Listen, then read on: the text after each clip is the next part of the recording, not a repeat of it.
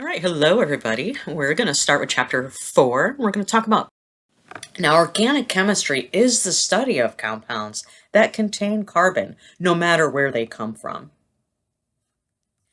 Now, because of carbon's ability to form four bonds, these building blocks can be used to make a huge variety of organic molecules. So it's the fact that organic molecules contain carbon and carbon can bond to four things, makes carbon able to form all of these very diverse structures. Now, your chapter opens up with Stanley Miller's, and it's called a classic experiment. And it's classic because it provides basically the basis for organic chemistry and living things. So, what Stanley Miller was attempting to do was to replicate the conditions in which Earth was suspected to be prior to life. Right, so you can see here we have an atmosphere, we have electricity, we have water, we have the sea, and then he put in methane, right? So this is the carbon source, and we have ammonia, hydrogen gas, and then of course water is included in this, right? So what he set out to do was to see if he can create organic molecules from inorganic substances. So basically create what might have been the building blocks to begin the evolution of life. So here I've listed a question, right? Can organic molecules form under the conditions estimated to simulate those on early Earth? So carbon, let's talk about carbon again. Remember the electron configuration of any atom, right? Or the atoms within elements determines the type of bond and the number of bond an atom will form with other atoms. So remember, molecules with multiple carbons, each of these carbons are going to be bonded to each other and to really three other things, right? So carbon can bond to four things. However, if you have carbon bonded to itself, or another one, not itself, it's going to be bonded to three other things. And when carbon bonds to these four things in total, it has that tetrahedral shape. So this shows that shape right here. Now, looking at carbon and some of the skeletons carbon can form, we see methane. Methane is just CH4, right? So it's just carbon with four hydrogens attached to it, and you can see that tetrahedral shape. Now, if you put two carbons together, we have ethane, right? So look what happens. We have the tetrahedral shape. They look like they're tilted on their side. And since this right here is a single bond, since that's a single bond, it's able to freely rotate around. So both of these sides right here, the CH3s, can rotate around the that bond. Right. Now, when you put a double bond, so remember I said that organic compounds can form double bonds. Remember, double bonds are two pairs of electrons being shared. So here we have a double bond. This creates a rigid planar format. And this is rigid, meaning that these two sides cannot freely rotate like they can with the single bonds. This is ethene. Now I'm going to kind of direct your attention to the names here. So we have methane right here, ANE. We have ethane, ANE, and then we have ethene. Look at ethane and ethene. Ethane and ethene both have two carbons as their base skeleton. However, ethene has double bonds, right? Whenever there's a double bond in a compound, often the suffix is ENE. All right, so in terms of the diversity and arising from the variation of carbon skeletons, the carbon chains, as the carbons are being connected, it creates a chain, and they form skeletons. Now, the chains can vary in a number of ways. It can vary in length and shape, the presence or absence of double bonds, the location of those double bonds, and some have the ability to form ring-like structures. So we're going to take a look at some examples of these.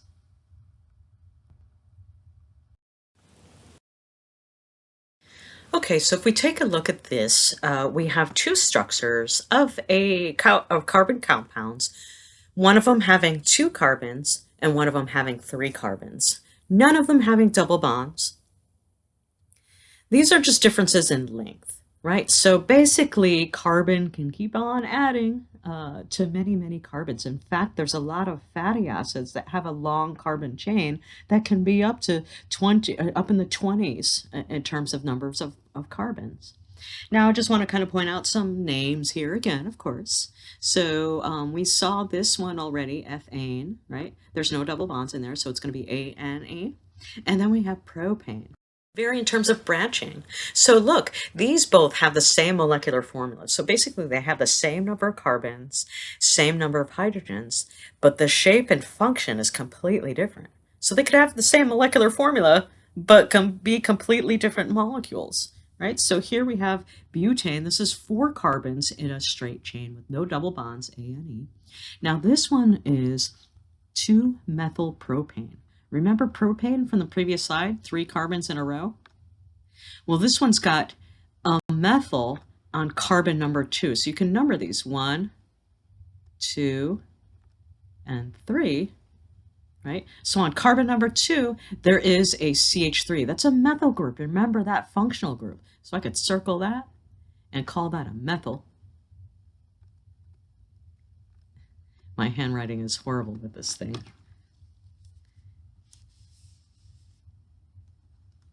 There we go. That should help. Sorry about that.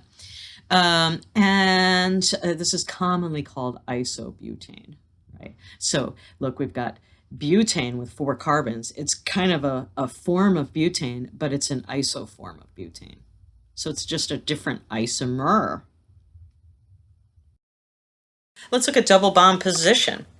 Right, so here we have butene. Remember butane, right? So butane had 4 carbons in a row. Now we've got butene, right? Butene, since it ends in ENE, it must have a double bond. So in this case, the double bond is between carbon number 1 and carbon number 2. So it's called 1-butene. Now we have 2-butene. Well, the double bond starts at carbon number 2 and ends at carbon number 3. Right, so now we have 2-butene. Remember, it's got a double bond. Okay, so they could have varying positions of the double bonds, which can increase the number of different carbon skeletons or molecules that can be made just from a chain of 4 carbons and a bunch of hydrogens to fill the outermost shell. So we could have, basically, if you wanted to do 3-butene, right? So 3-butene would have a double bond right here, and then this one wouldn't have a double bond. So some of them can also have rings. And there's a couple different ways in which things can be shown. So it's important. This is where I'm going to kind of mention this. So we have cyclohexane.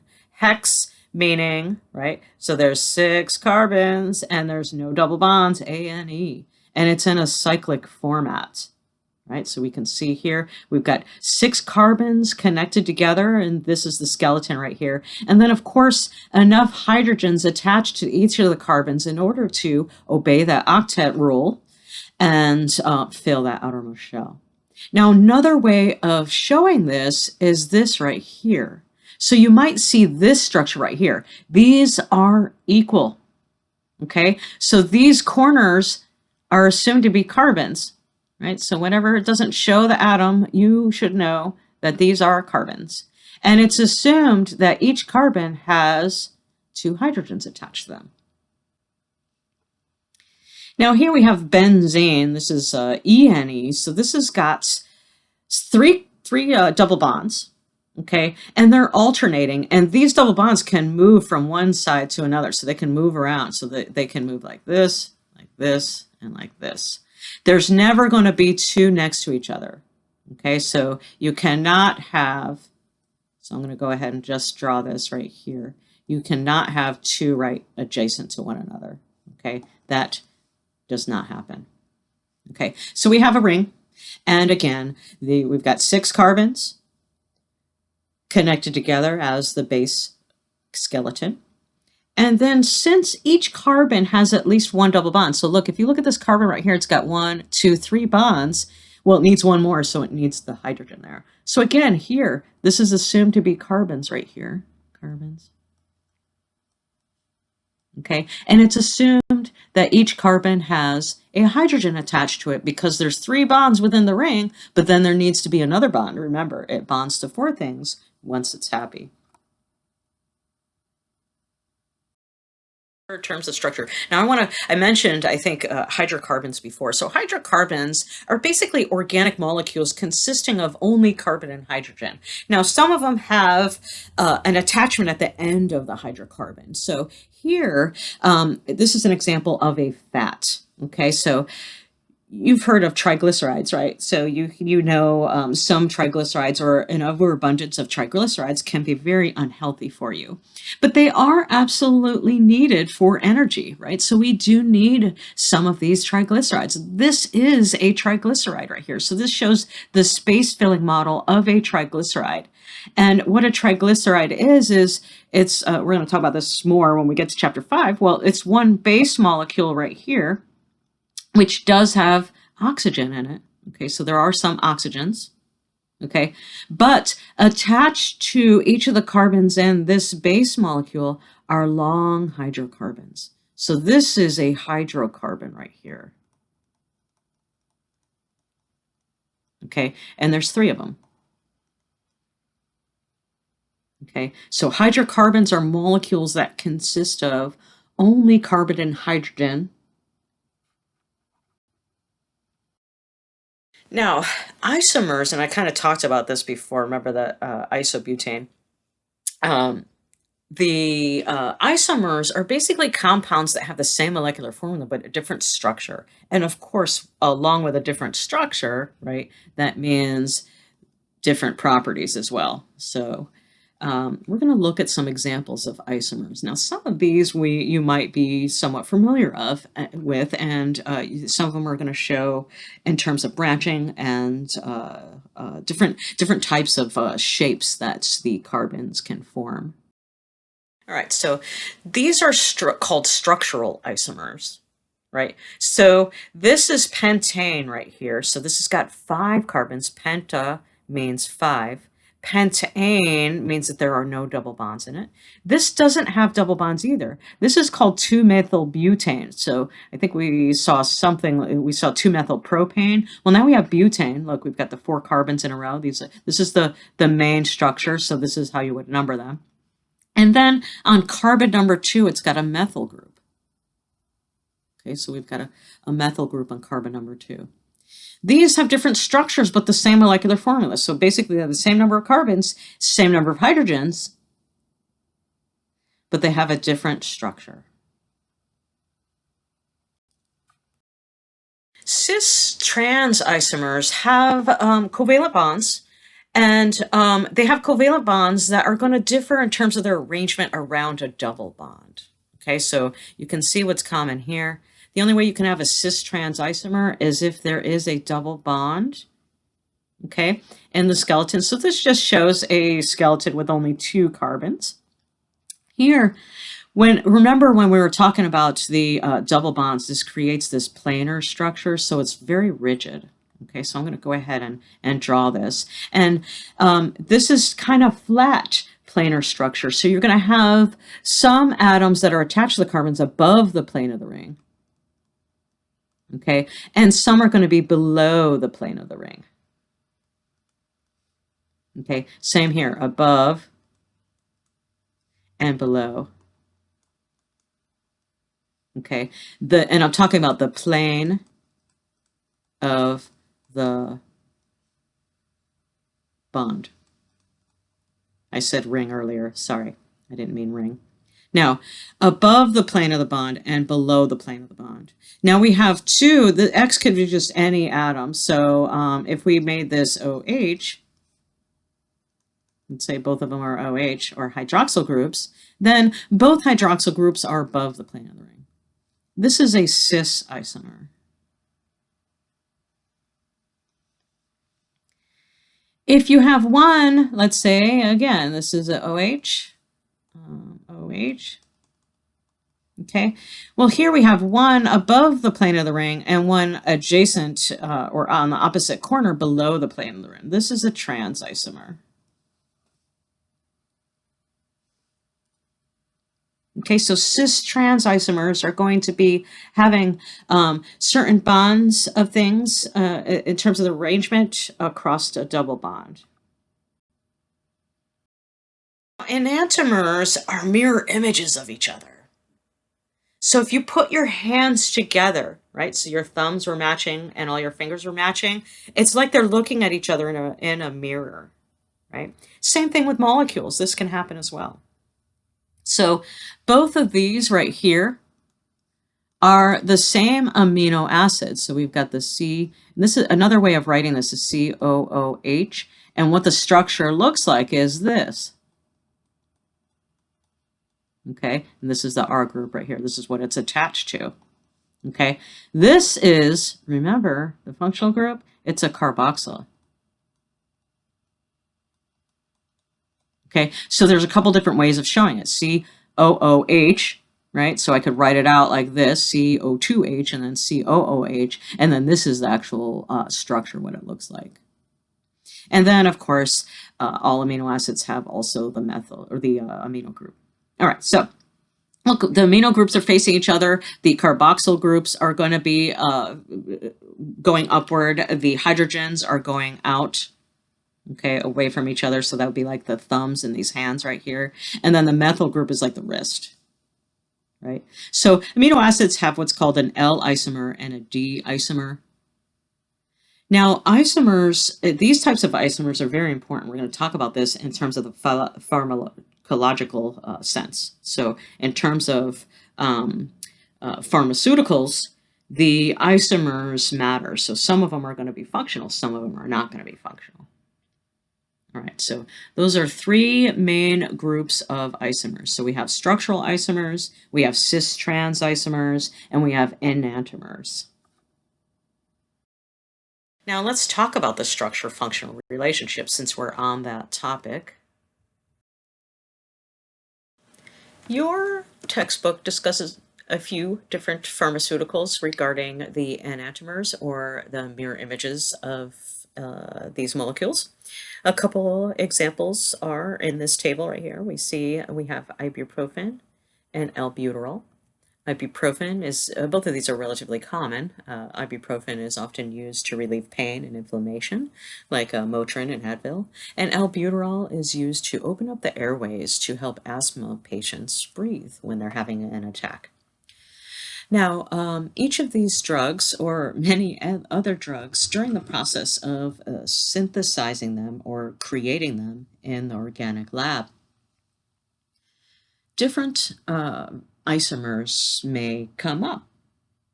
And what they do during the process is try to set the conditions so that one isomer is in the majority of your product once the chemical reactions have concluded. Now, for ibuprofen, an S form and an R form, and also albuterol, an R form and an S form are formed. And these are mirror images of each other. They basically have what's called opposite chirality. So they're chiral molecules, however, they move in opposite directions. So only one of them is effective in the body. So only one of them is capable of doing the job that it was meant for, right? So ibuprofen, it's the S form, and albuterol, it's the R form. Now this kind of signifies how important the shape and the orientation of the atoms. So there are certain properties for organic molecules that really depend on the carbon skeleton and the chemical groups that are attached to it. Now, in terms of their chemical groups, right? So they could have different chemical groups or functional groups and have a different function, but having the same base skeleton. So, two examples are this.